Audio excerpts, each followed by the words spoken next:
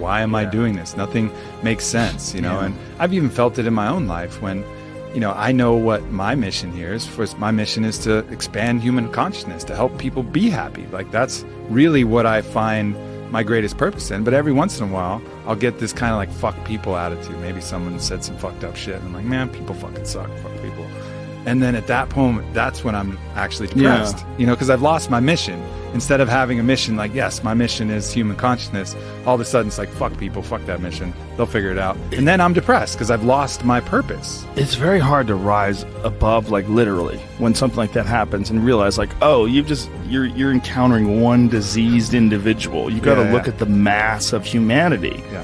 Like, when you encounter one diseased individual, it's so, like, this guy who shot up that nightclub in Orlando, you're looking at one diseased individual. And if you say, man, people fucking suck, look at what they did.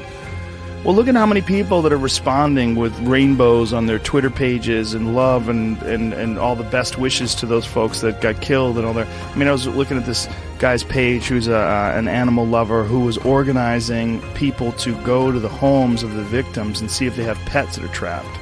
You know, there's beautiful people out there. Yeah. There's a lot. There's more beautiful people. This is without a doubt not just the safest, the easiest. This is the happiest time in terms of, like, being able to, like, reach out and send love to people and have people send love to you.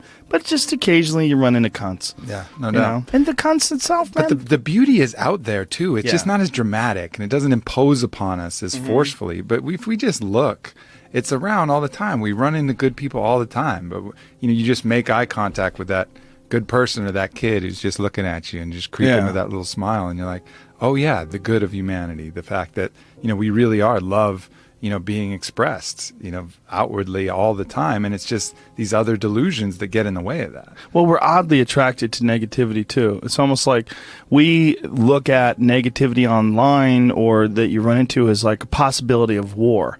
Like, you have to look out, this fucking drum's beating. God damn it, there's an army on the background. They're coming. But, you know, it's like this real impulse to sort of batten down the hatches. When really it's just some fucking 36-year-old loser sitting in his parents' basement, you know, farting and smelling his own farts and angry online. I mean, that's really what a lot of you're dealing with. You're dealing with, like, really sick people. Like, people that have just, for whatever reason, they've not found their path. They've not found any happiness. They've not found any fulfillment. They haven't found any growth. They're just stifled or rotten in some sort of a weird way. It just hasn't really worked for them. Yeah. And so they're lashing out. They're lashing out at the world. And you run into one of those, and you're like, people suck. Yeah, and that's the initial response, and then the more conscious response is to look at them and have compassion for that person. Yeah, you know, that's hard to do, right?